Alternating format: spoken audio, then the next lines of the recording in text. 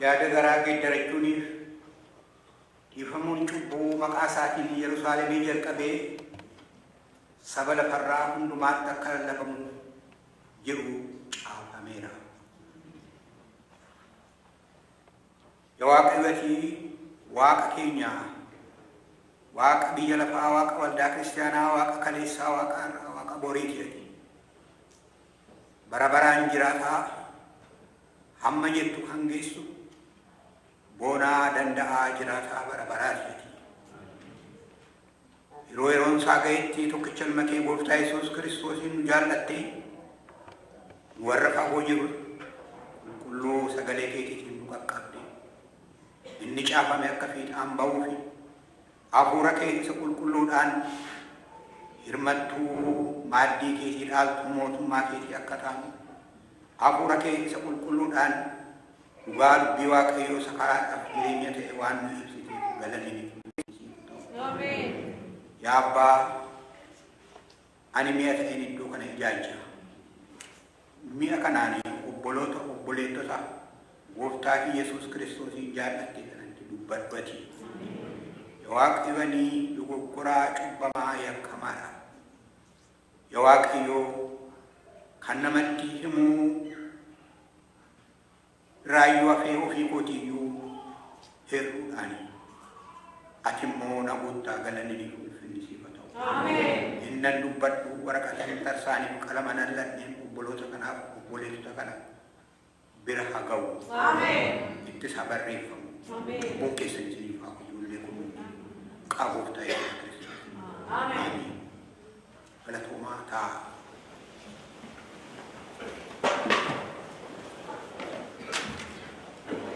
Barsiisonni beektonni gurguddaan akkuma yeroo baay'ee dubbatan namni Waaqayyoon arguu barbaade waldaa kiristaanaa haa ilaalu. Waldaa kiristaanaa isee Kiristoos Iyesuus dhiiga isaatiin foon isaatiin bitate. Isee karaa Iyesuus Kiristoos karaadhaaf dhugaadhaaf jireenya isaa ta'e bu'aa jirtu adeemaa jirtu isee isaan deddeebitu. Waldaa kiristaanaatiif qofaa ka'ii ta'e bara baay'een hojjette. Hojii waldaa kiristaanaa, adeemsi waldaa kiristaanaa, tochii waldaa kiristaanaa natti mi'aa natti dhugaa bula. Natti mi'aa natti dhugaa bula. Keessatti ani sabiin biraa dhufe moggaadha. Baay'ee saba naadhiisaa bodimaa soofaan baay'ee booddeetti hafmee jiru. Dhugaa inni asinitti dubbadhee waggaatti manni barumsaa yeroo banamu yoo namni dhibbi mana barumsaa dhaqee gara waggaa dhumaatti nama 10 caalaan taatu mana barumsaa kana keessatti kanaaftu namni 90 manatti deebi'a. Har'umayyuu yoon lafan naannoo dhufeenyaan isinitti hime nama 100 keessaa ijoollee 100 dhalatu keessaa yoo baay'atan ijoollee 20-30 ta'an mana barumsaa isaanii keessa kan jiran warri kaanii hormatissuu jaldeessa qalamee eegu. Waaqayyo mootummaa keessaan goree akka inni saba sana dammarsee ijoolleen isaanii dhiirri dubartiinis akka isaan baratan akka godhu amantii kooti. Sababa baay'ee jira kan kun ta'eef sababa isaanumarra seetti fixuu hin danda'u. Baay'ee warri nutti deddeebi'anii nu jajjabeessanii nu barsiisan warra akka nu bagannatiifaa sababa kun ta'eef beeku. Egaan har'a waldaa kiristaanaa yeroo nan gammada, baay'ee isin gammada. Garuu gammachuu koo biratti immoo nan sodaadha. Wanta sodaadhu maa inni qulqulloota kanatti maalan dhugaa ba'a, maalan jara kana nyaachisee obaasaa yaa Gooftaa koo jedheetanii yeroo baay'ee luboota warra na waaman akka jettiin gaaffii gaafadhaa. Waaqayyo garuu mi'a godhatee ana keessaan isinitti haa dubbatu. Torban darbe keessaa Dr. Roberaan waa'ee nagaa cimsanii dubbatu. Waa'ee nagaa. Yesuus Kiristoos du'a mo'ee cubbuu mo'ee seexana mo'ee yeroo ka'etti sagalee isa jalqabaa sagalee isa guddaa bu'uura jireenya ilmaan namaa foonitti isaa furatti isa ta'e bartoota isaatti dhiyaate nagaan isiniif haa ta'u jedhe. Nagaan isiniif haa ta'u. Biyya nan dhufe mas gara biyya koo ittan isin deebisa. Biyyi koo cimaadha lafan. Biyya arbaa, biyya gafarsaa, biyya leencaa isa isin zuu keessatti agartan anis hamma mana kanaa ga'u gidduu na deemaa oola. Mukinaan nokoti guddina saa hamma isaatinitti guddina saa dheerina isaatinitti baay'ee guddaa wanti jiru hundumtuu gaarii naannoon koo waaqayyoof galanna ta'u. Namni isaas mukisaas uumamni isaas gaariidha naannoon akka itti dhaabee guddaa. Iddoo beektii kana nagaa dhoowwatanii hacuucaa turan humni waraanaa lama riphee lolaanii humni mootummaa aangoorra jiru yeroo hundumaa narratti wal qabu.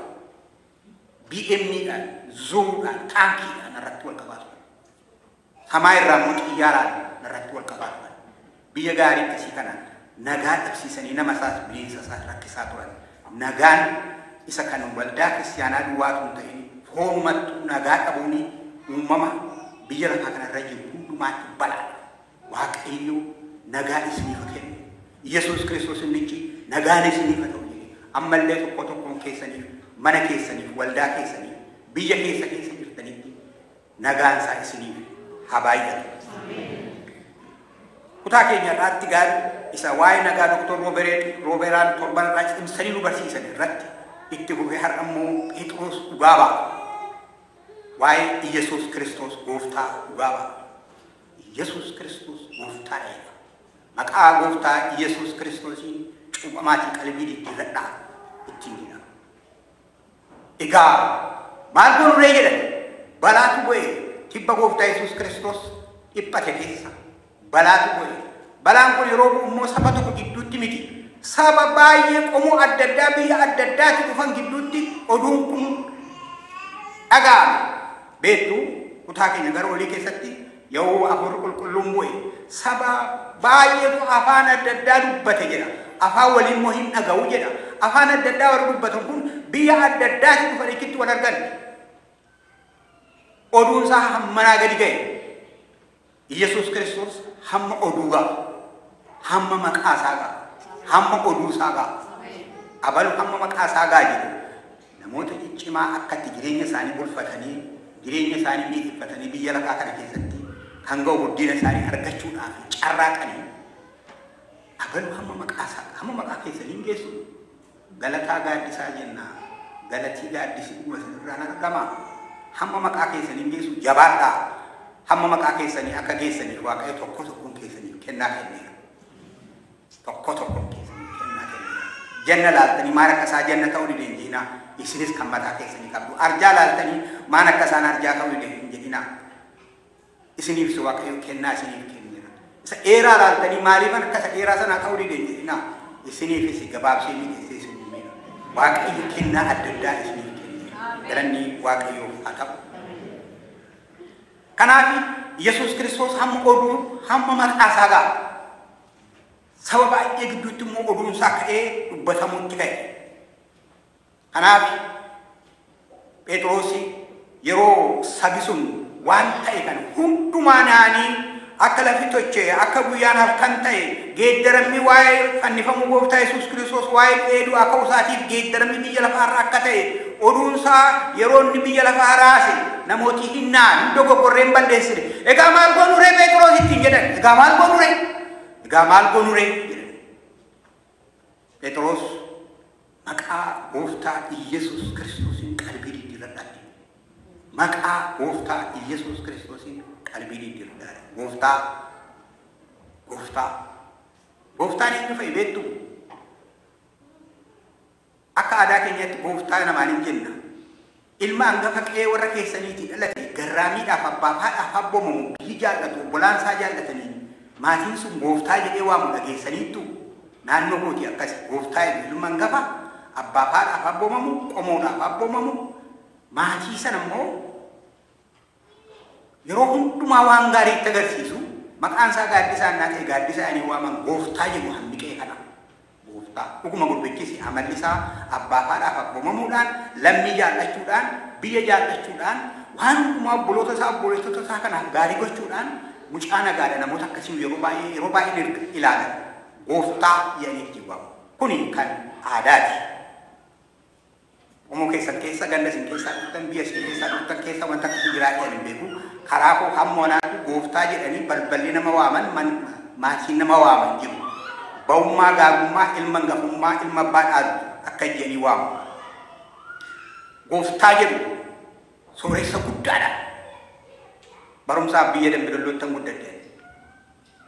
Amma nama warra Dambidolloo waame warra Dambidolloo eenyuun sooressa kamii eenyuun gooftaa jedhu jedhee gaafadhee hin beektan taatu ani beeka isin rakkisa. Gooftaa wasan wayii riba ya kamu kawasan sore secuma gosta malam itu kono abba koros miti danya miti malim dia nabi ko gosta e wa mai dinga kati warra sayo warra biya sana uri butta kamusan gosta wasan sore sosani semua gosta mali fi sore si beraduliti hamma amatu wanti no jetu isini tilimu isin na cala betua warra sore sawu ngetan sore samu gosta amma mo fe mo gara warra abba taitati ni mo goftay ko kanas bedu asasini timbay so sani ni mo goftay goftuma warra abba taita sanani siniti mo barbada kani goftay Jesus Kristus ke kabe goftay tingi warra politika abba taita ko kudati mari gofta sani ni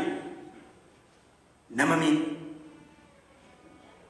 ise ishi gette malo baiti so ise imbi gette mo malo go baiti so isa ishi gede sani bule gabjeni dalu isa di deo rem hin ajisu hin hisab balis mandara sani tiyan har ayu kunjira kesatti bi Afrika yarren sanan goftatti goftali sun yero baye anu bayisu wan baye jitu kesatti isani ba isena mami narge ani Sillase keso jedera dargi keso jedera ihadi keso jedera nanno ko mo ripelo lan to kudufe wakala man qabate to be erosan on egestingedu amma makasa isini yubetu egan warri kan kun hundum tu erosan nama kana agar nama kana milan arganto idum makuti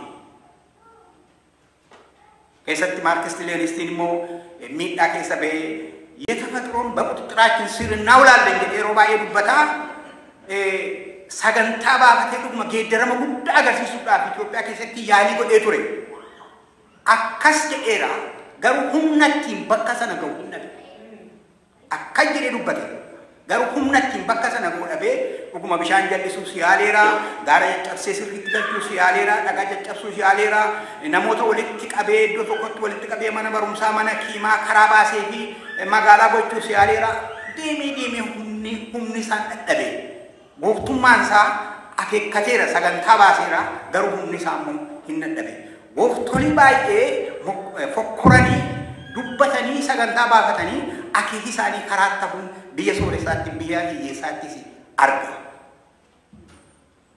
goftoli biya la faraju Petros gofta Jesus Kristus ini Gofta Yesus Kristus ti amanat qalbi di dirada gofta Yesus Kristus ila har ani senisi Yesus Kristus gofta inni uguman gofta amen anne uguman gofta amen gofta kalisa gofta gofta bori barabarani semu kan jiratani goftolinan barako kesatti arge hundum tu saganta basani sagantan sani karattafa afanin dubbatani karatti jala hafa henduani himbadani hinjijjiramani gooftaan engada warri turan mana ko dhufanii immoo nakadachuu jalqaban iddoo waldaa kiristaanaa keessaa waa hojjetu waldaan kiristaanaa maruma warra rakkatan waa gootiif ani immoo waldaadhaa kan hojjedha gooftoliin bara durii waldaan irratti diiganii nay'anii nareeban dhufanii immoo waan ittiin biyya abbaa kootti galu galaallee nuu kennaa min jedhanii waldaa kiristaanaa kadhatan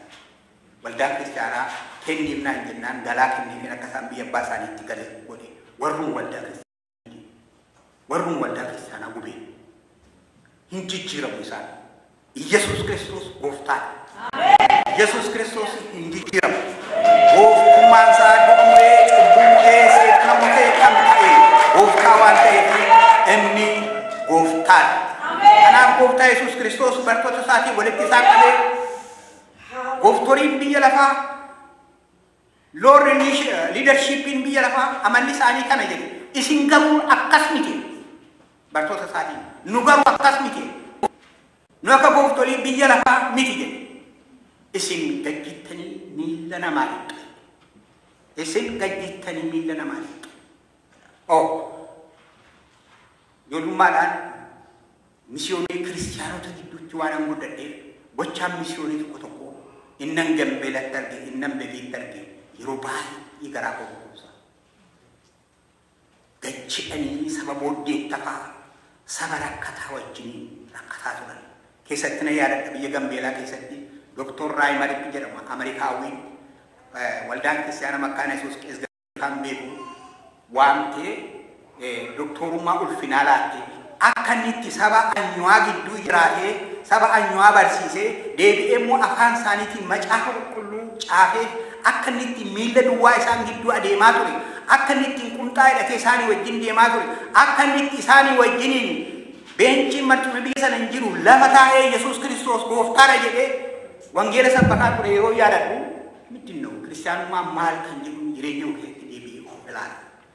Biyya Noorwee immoo dhaqeen biyya warqee biyya gaarii sana dhaqee arge. Narsoota midwaayifii ta'an biyya koo biyya biyya keessatti mandara keessa deemanii dubartoota daarratti miidhamanii rakkatan gola isaanii keessa dhaqanii wayyaattuu isanii dhiqanii mana kiimitti geessanii fayyisanii isa ofii dadhaban immoo gara aayiraatti gara Addis Ababaatti xiyyaaraan fe'anii warra wajjin rakkataa turanii narsoota akka Sisteer Buudilfaa akka Sisteer Asteeriifaa cabanii biyya warqee sana keessaa dhufanii wajjin rakkataa turan yeroo argu kiristaanaan maal? Kiristaanummaan kaan nama godhaan jedhe carraa argadheen biyya isaanii dhaqee gibbii isaaniitti galan maatii isaan keessaa dhalatan maatii jaboo akka isaan ta'an arge. Garuu anaa wajjiniin corroqa keessa, dhoqqee keessa, gola keessa, siree geergoo qaburra ta'anii uummata kanaaf hojjetaa turan. Kiristaanummaa. Isa kana inni gooftaa Yesuus Kiristoos bartoota isaatiif isin akka gooftolii warra kaanii miti. Isin warra gajjini namaaf hojjetu, warra miilla namaa dhiqu, warra namaa cabee hojjetu, warra garaa namaa laafu, gooftummaan keessan isa kana jedhee bartoota isaatiin. Wangeela Maarqos boqonnaa 10 42 hamma 44 Luqaas 12 hamma 25 isin akkas miti isin warra akkasiitiin jedhee gooftaa Yesuus Kiristoos bartoota isaatti hubachiise. Har'as anaa isiniin kana nu hubachiisa. Waa'ee warra misyoonii silaa utuun isinitti hin darbu. Jarriin dullooman biyyatti galan amma seena teekinooloojiin akka isaan biyya hiyyeessaa sana dhaqanii uummata isaanii kana danqeera. Badaa misoomummaan dhaqanii biyya keenya gargaaraa jiran biyyi keenya immoo ammayyuu gargaarsa barbaadu ragaan koo keessa boqaafaa keessa gannatii fa'i warra ammarra kaleessa dhufanii isin gidduu jiran amma waaqayyo gooftaan maalitti jijjiire isinitti jijjiire isin warra biyya Ameerikaa biyya Awurooppaa jiru ciccimoo kanatti misyoonii Ameerikaa misyoonii Awurooppii warra dureeqanii biyya keenya harka qaban nu kiristaanota warra addana jirutti jijjiire yeroo isin jeetti horii asitti buuftan ani immoo aannan dhuga yaa waaqayyo misyoonii warri durii akka isaan biyya keenya hin nanneefi wanti baay'ee waan karaatti cufeefi misyoonii haaraa immoo asii mukaatti yaa waaqayyo jedhee qodaa aarsaa keessanii ilaala yeroo masoobiin qodaa aarsaa keessanii guutee ol deebi'u dhugaa mana isinitti dubbadha waaqayyo Yesuus Kiristoosiif galata dhiyeessa waaqayyo isin iddoo buuse yaadadhaa biyyi keenya ammayyuu rakkina qaba. Rakkina kana keessaa immoo gooftaa Yesuus Kiristoos nu baasa.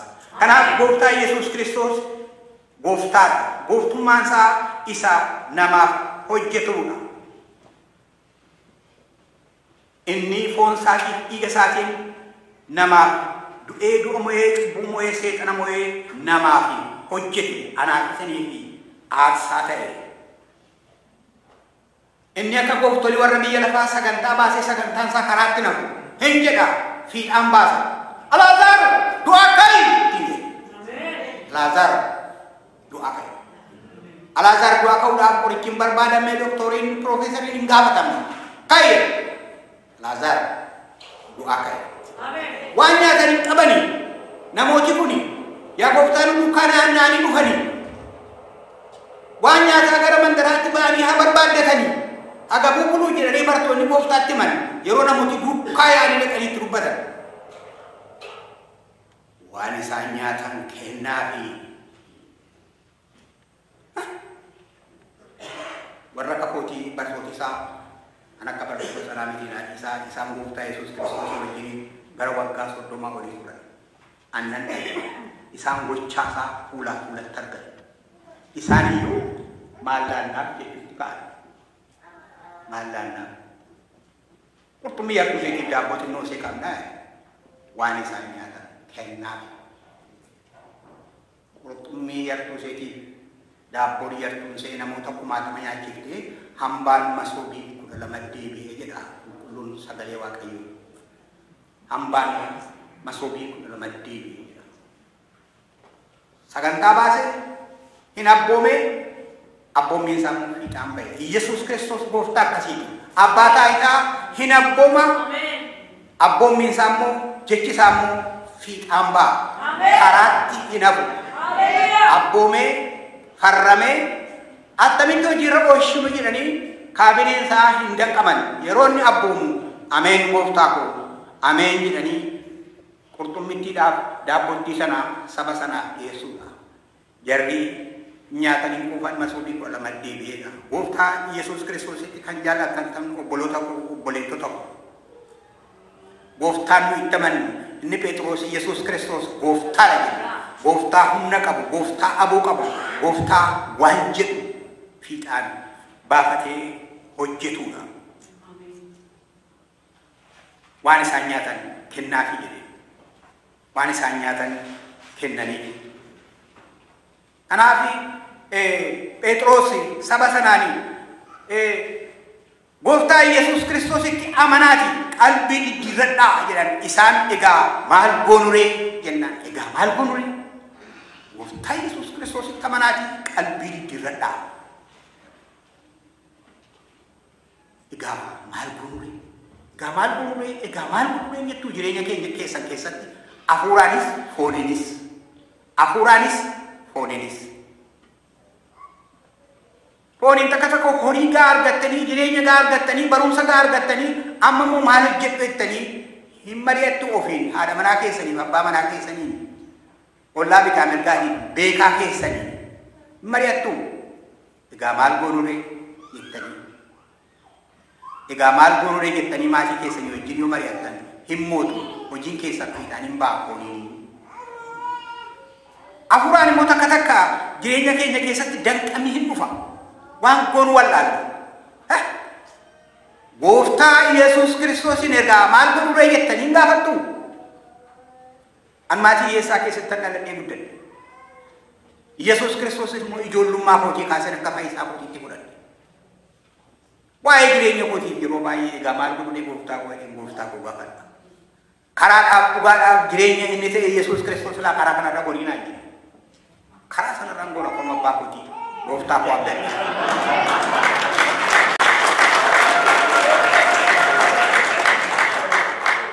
Gooftaa koo abdadheen karaa sanarra goona. Fiixaan hambaa maqaa gooftaa Yesuus Kiristoosii. Hamma inni jedhe fiixaan hambaa. Waa'ee waldaa koos tokkoon dhugaa sinii ba'a. Waldaa Tobbii jedhamu. Akkanas keessa gannatiifaan beeku. Si'a tokko rakkina naannoo kootti rakkuma sana isin dubbadhee biyyi koo biyya waraanaati waggaa baay'eedhaaf. Biyya waraanaa kana keessatti immoo waraanni bara sanaa sirni polotikaa bara sanaa waldaa kiristaanaan jaallatu. Isa irratti immoo hawaasi naannoo sanaa Kiristoos Yesuusin akka fayyisaa isaaniitti kan hin fudhanne baay'eetu jira. Hacuucamtuu waldaa kiristaanaa immoo kana gidduutti biqilte. Dhagaa mootummaan nu jaallatu. Hawaasi naannoo sanaa naannoo qabu. Nuyitu Yesuus Kiristoos gooftaadha jedhe. Kanaaf si'a tokko gaaf tokko waldaa tokko bitti waan tokko ta'e. Riphee lolaan daangaadhaa dhufee mandara sana keessa jira. Tobbii kan jedhamu ganda keessa. Humni waraanaa mootummaas birgeediidhaa ka'ee mandara sana keessa jira. Warri ganda sanaa waldhaalanii humna waraanaa isa kan mootummaa gooroo duuba saaloonii taasisanii buna kennanii fi midhaan kennu. Kan riphee lolaa immoo diiqa keessa teessisu. Hin amantan kanarra. Riphee lolaan diiqa taa'a. Humni mootummaa waraanaa immoo gooroo duuba taa'a. Yoo riphee lolaadhaan mana koo dhufin jedhan inni manatti dhufa. Humna waraanaatiin mana koo dhufin naa jedhan atoo riphee lolaa qallabdaa jedhee innis nama reeba. Maal akkasitti naannoon sun akkas ture halkan sana. Ergamaan Qees Mikaa'el cuuphaadhaaf kennaa qulqulluu kennuudhaafan sanbat duraa lafa koon deema shaantaa koo baadhadhee adeemsa sa'aatii sadii deemeen tobbii dhaqa borumtaan cuuphaadhaaf kennaa qulqulluu kennuu dhaqa. Kottuu nu cuuphi kottuu kennaa qulqulluu nu kenninaan jedhanii qoonqoon hin taa'u qoonqoon hafuuraan taa'u qoonqoo fooniitu ta'a malee qoonqoon hafuuraan taa'u guyyaatti si'a sadii kadhadhaan nu jedhe guutaan qoonqoo hafuuraan eegossinaan beelessinaa guyyaatti si'a sadii kadhadhaa. Utuma waraanni jiru beelli hafuuraa naannoo sanaa kottuu nu cuuphi kottuu kennaa qulqulluu nu kennaan jedhan. Kanaafan dhaqee mana jaarsolii waldaa tokko waldaa taanee dhaqee buleen. Jarri keessa immoo mandara keessa dhufanii nam'aniiru. Amma kan balaan halkan kana bu'a. Balaan halkan bu'u waraana riphee lolaa keessaas miti waraana mootummaa keessaas miti. Hamtu gootee warra nannaan hin qabnetu boru Qees Mikaa'el dhufee waldaa kanatti cuuphaa cuuphee kennaa qulqulluu keessa kiristinnaa nama kaasee kennaa qulqulluu namaa kenna kan jedhu oduun dhaga'ameera ganda sanatti. Gibbi lalee baay'ee machaa jedha maal. Kanaaf hamtu gooteen halkan kaatee dhattee waldaan keenya mana citaadha. Horii gaanqamu mana citaa cimsinee irra tuullee ijaarranneerra abiddatti dhatte. Waldaan gubataa bule. Gabbaanee waldaa irra dhaamsinu namni gadi hin ba'u. Namni tokko gadi hin ba'u. Namni gabbaanaan xiitiidhaaf ta'a. Xiitii nama rukutu kan eenyu akka ta'e immoo hin beekamu. Utuun tokko isinitti himuun tokko isinitti hima. Qeesii keenya qeesii Abbabee Aagaa kan jedhamu ammas lubootiin amma Itoophiyaa dhufan isin gidduu jiran beeku. Sababa akkasiitiif waraanni dhaqee mana isaatti naqee mana isaa bullaan halkan horii isaa alaa iyyinaan horii isaa ishee hidhamtee ho'isi qaxattee hiikkachuudhaaf gabbaa'e xaabuun itti maxxanceessan keessa Abbabee Aagaa. Gabbaanillee reeffa sadafa yeroodhaan hin fuune maaliif abiddatti eegutu gabbaa. Akkuma kana waldaan keenya halkan gubataa yeroo bulee gabbaanee waldaa irraa dhaamsinu yoo gabbaanee boombiidhaaf xiitiidhaaf taanu waldaan gubataa bulee. Yoo lafi bari'uu jedhu jarri akka bineensa hamaatiin haadhiisaa daraa warri waraana sana keessa turtan yoo lafi bari'u caakkaatti namu. Inni sunis gar tokkotti nama. Ganda yoo baanu waldaan gubateeraa akka lafatti teenyee waaqeffannuu qabnu. Egaa maal goonu ree jenne akkuma bara Pheexroos amantoonni bara sanaa egaa maal goonu ree jedhanii nusi gabbaanii egaa maal goonu ree waldaan gubatee jennee nu dubbachuutti kaane walitti yaadee lafa bari'eera. Gara waldaa sanatti walitti dhufne Hafuurri Qulqulluun qajeelcha nuuf kenne. Daaraa kanarra taa'aati qalbii diddiirradhaati waaqayyoon kadhadhaati cuuphaa keessanii cuuphaa kennaa qulqulluu keessanii fudhatan. Daaraa irra teenyee waldaa tobbii cuuphaas cuupnee kennaa qulqulluus fudhannee mana keenyatti galle qalbii diddiirranne. Egaa maal goonu ree Hafuurri Qulqulluun waan goonu hime. Har'aa waldaan sun waldaa guddaa deebiftee waldaan keessanaa warra kaanitti hiriiranii qorqorroo bitanii mana citaa qorqorrootti jijjiiranii har'a waldaa guddaa ta'ee biyya Beekigidaanii keessa jira. Egaa maal goonu ree yeroo jenne Hafuurri Qulqulluun waan goonu nutti hime. Kanaaf amantoonni yeroo sanaa Phexrosiin waan ta'e hundumaatiif waan dinqii waan naasisaa waan rakkisaa kana yeroo arganitti egaa maal goonu ree jedhan. Qalbii diddiirradhaa. Cubbuun keessan akka isinii dhiifamuu fi maqaa Yesuus Kiristoosiin cuuphamaa waaqayyoon kadhadhaa jedhee Phaawulos sagalee cimaa itti dubbate. Hojii ergamootaa boqonnaa 20:21 gara waaqayyootti deebi'aa jedha. Roomaa boqonnaa 10:9 irratti waaqayyo Yesuus Kiristoosiin du'aa akka isa kaase amanaati. Yesuus Kristos gooftaadha jedhaati qalbii diddiirradhaa jedha. Egaa maal goonu ree jennaan. Jireenya keessa keessatti har'as sagalee waaqayyoo inni kaleessa dubbatu har'as nutti hin dubbata boris hin dubbata. Egaa maal goonu ree kan jedhu isinitti dhufaa. Egaa maal gonuree kan jedhu rakkinni bal'innis yeroo dhufu immoo itti hin mari'attu, itti hin kadhattu, itti gaayyaa hin xuuxxu.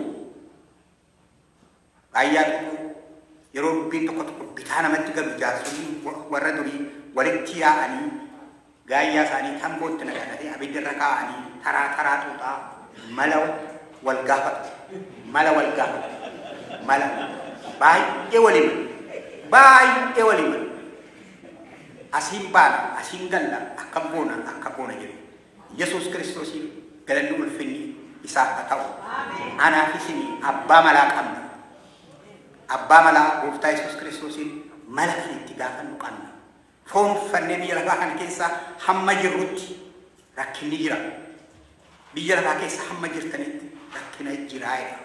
Eenyu fa'i rakkina kan qabu hojjettan? Eenyuun qabu? Eenyu fa'i rakkina kan qabu? Eenyuun qabu?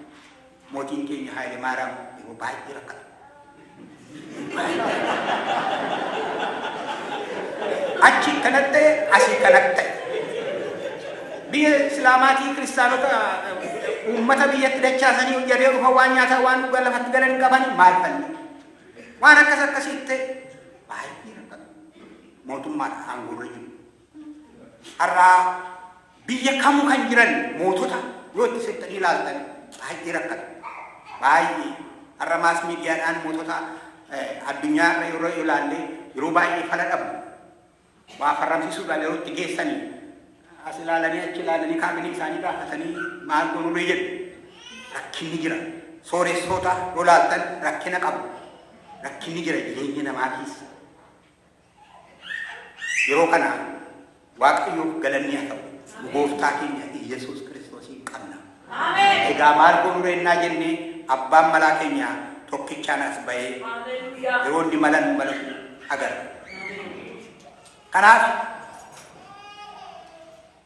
Isaayaas boqonnaa 57 lakkoofsa 19 irratti afaan ittiin isa galateeffannu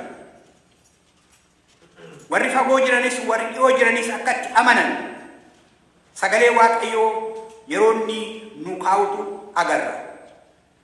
Kanaaf isinis ijoolleen keessanis dhaloota hamaadhaaf galagaggalaa kanatti isa dhufuutti jiru eekamsa ooluudhaaf qalbii diddiirradhaa.